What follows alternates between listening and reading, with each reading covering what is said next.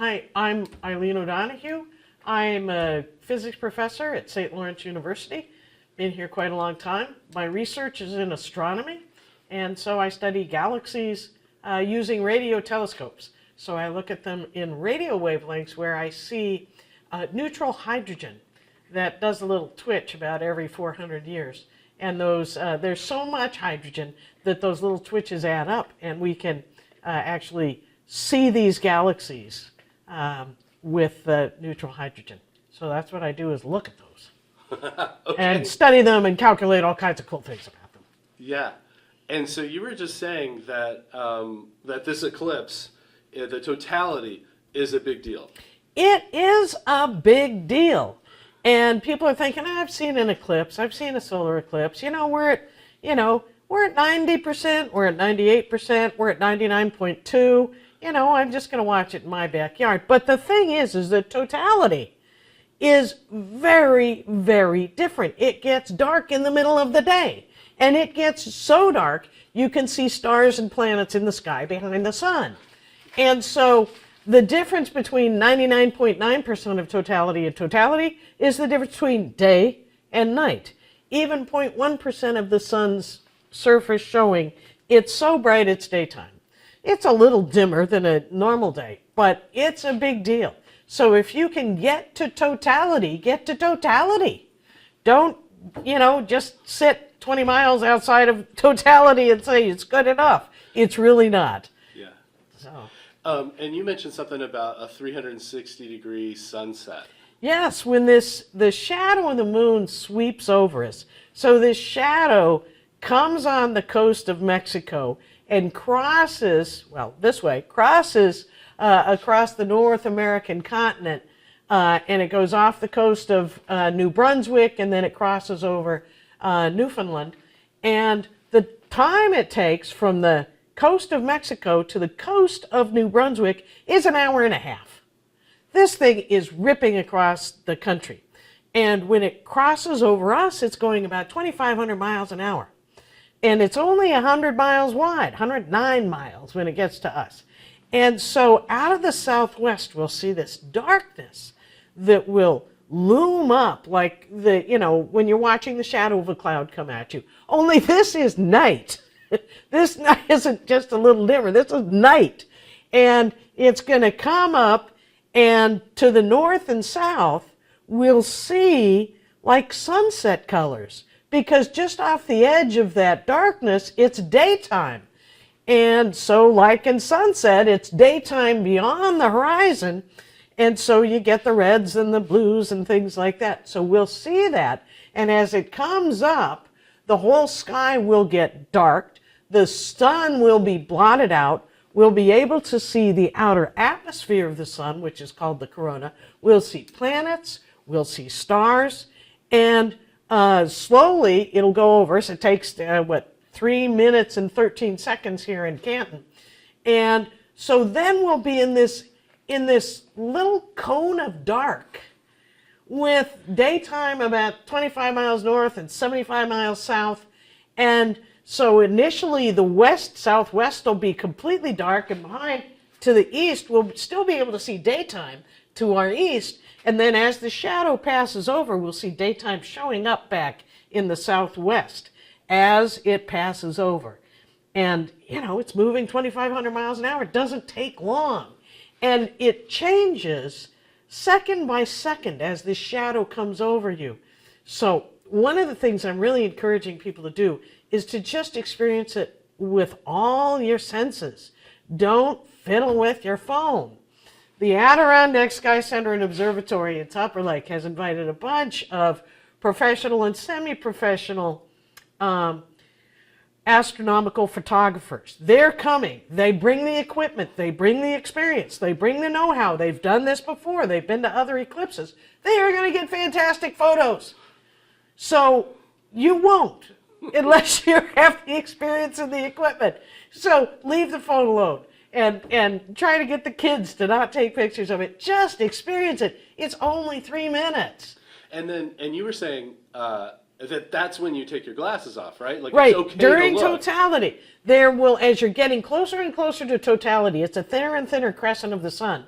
that is left. And for us, the sun will get blocked out from the lower left to the upper right as we watch. And so as it's closing in on covering the entire disk, lower right to upper left, the upper left crescent will still be there. And the last bit of it was what's called the diamond ring, with everything but this little sliver of sun is covered up. And it's so bright that it looks like the diamond on a ring. And we can start to see some of the corona around the rest of the sun. So it's a little bit light, but not as bright as that little bit of crescent. After that goes by, you can take off your eclipse glasses. And matter of fact, you have to. You can't see a thing through those glasses when you're not looking at the sun. And so take them off. You can look at the sun. You can see the corona. You can look at the stars and planets that are there.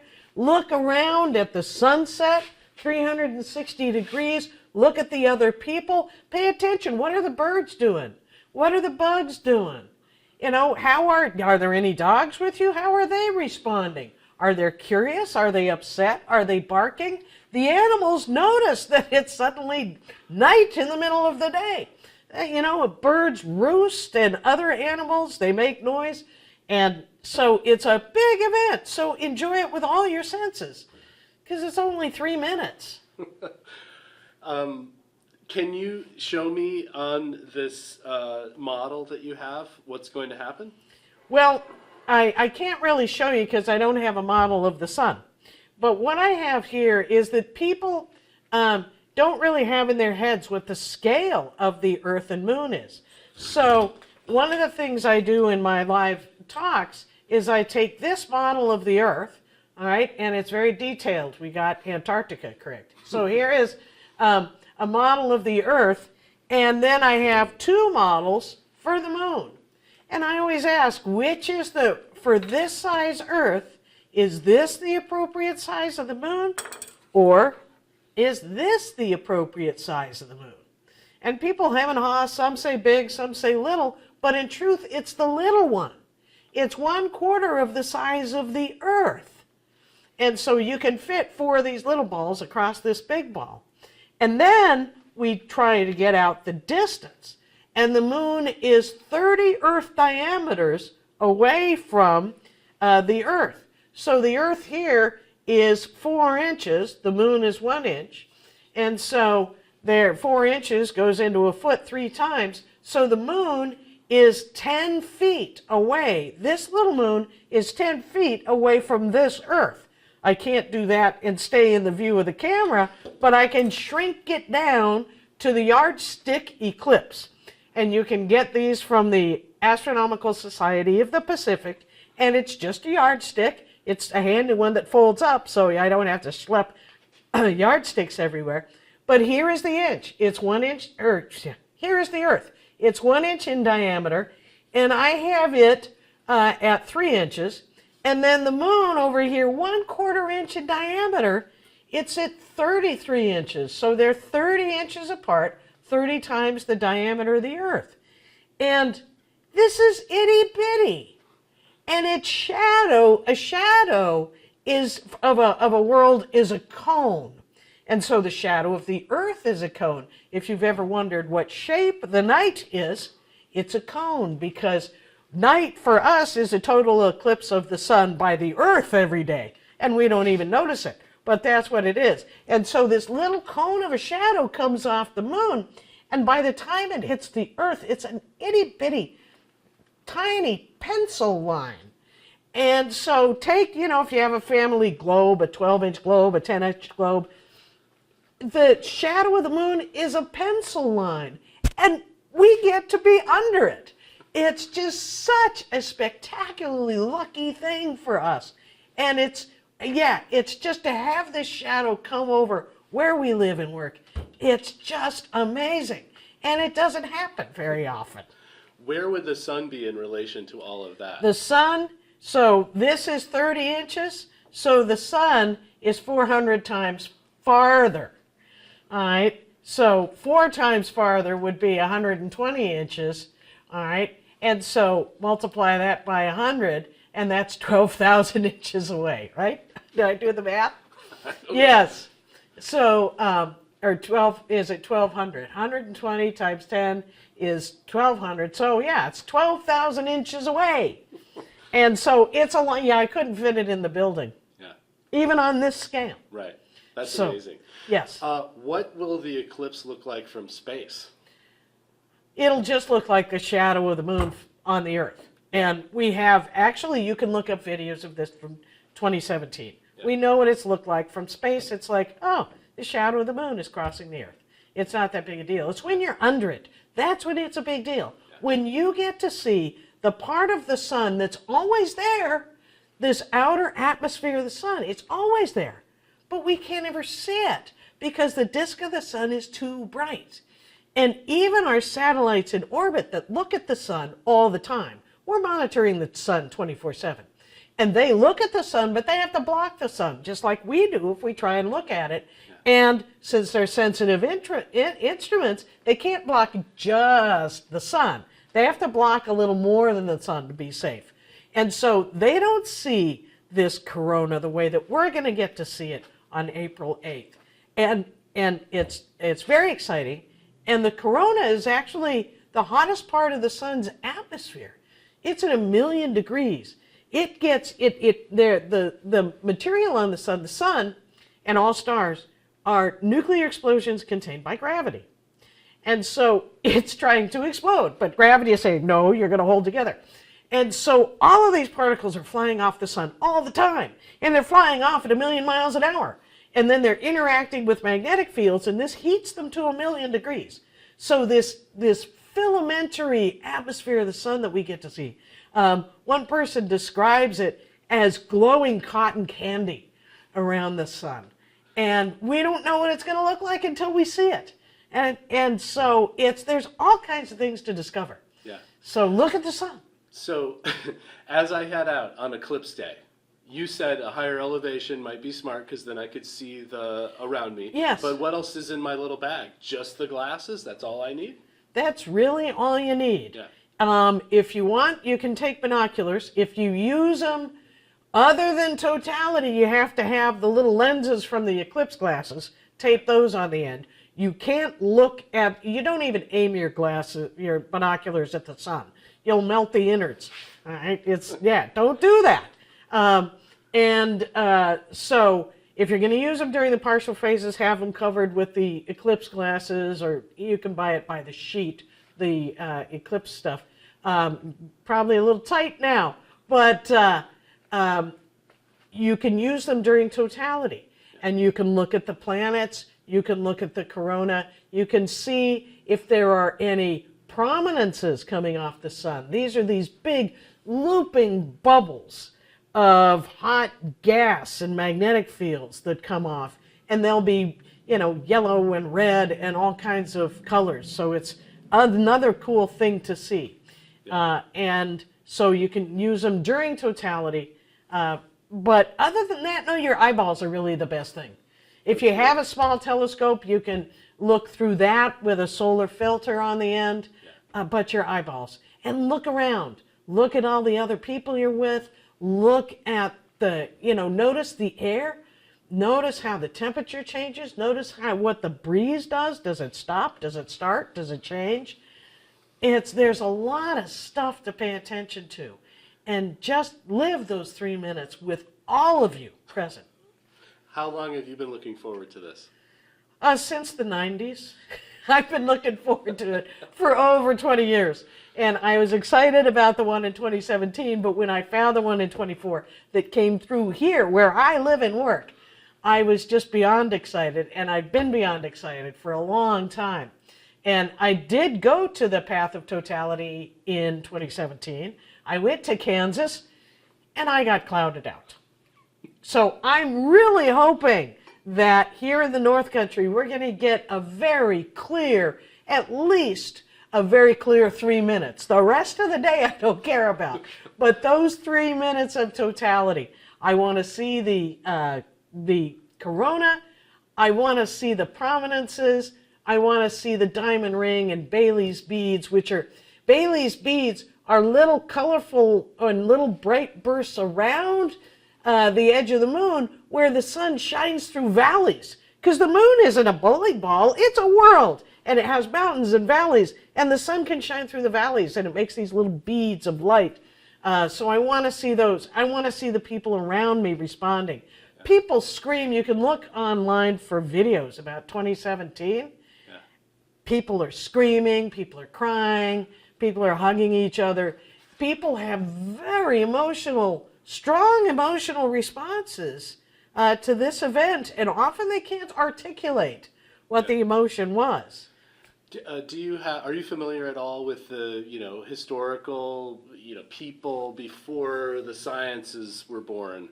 What their experience was, or is that kind of out of your? It's out of my realm. Yeah. There are people that study it, and they understood the patterns thousands of years ago. Yeah. The Greeks, the Babylonians, the Mayans, the Incas. They understood the patterns. I think they might have even been able to predict them.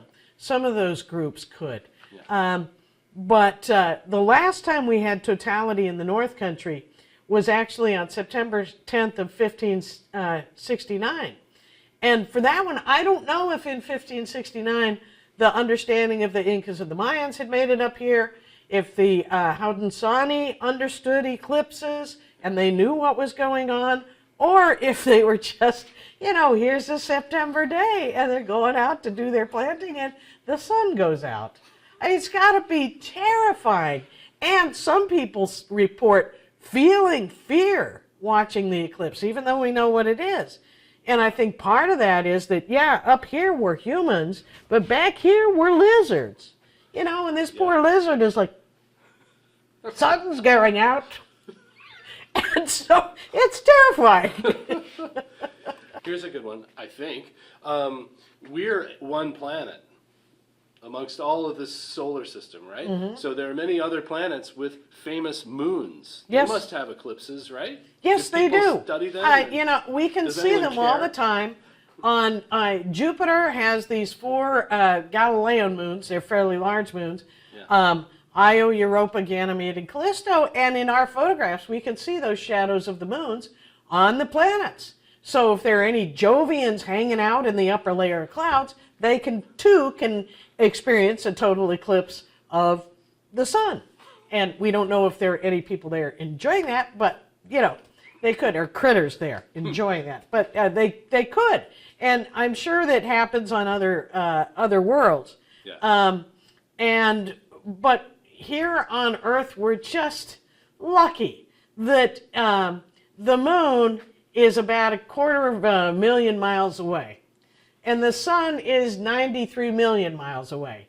And yet their sizes are just right so that the disk of the moon can just cover the disk of the sun.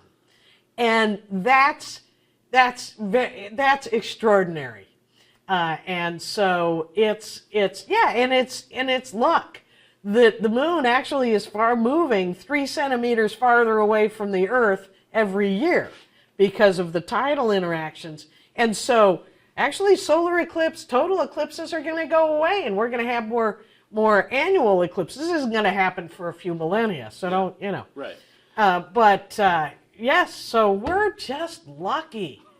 And yeah, I mean, you had said, you'd heard people say it's once in a lifetime, but as you told me earlier, it's not once in a lifetime, it's once in 10 lifetimes. Yeah. Yeah, because the last total eclipse that we had in Canton was in 1569. The next total eclipse in Canton, and actually it'll cover the entire North Country, is in 2399. And so 1569 was 455 years ago. 2399 is 375 years from now. So you add those together, that's 830 years. If you consider a lifetime 80 years, it's once in more than 10 lifetimes. It is such an extraordinary event to have it happen here where we live and work. It happens in the world every year and a half or so, but to have it happen where you live, this is just such a blessing, such a lucky circumstance. I have a cat who's quite elderly. I think she's probably going to make it to the 2399 eclipse. Oh, okay. Well, that's cool. Yeah, I'm going to be Confident. retired by then.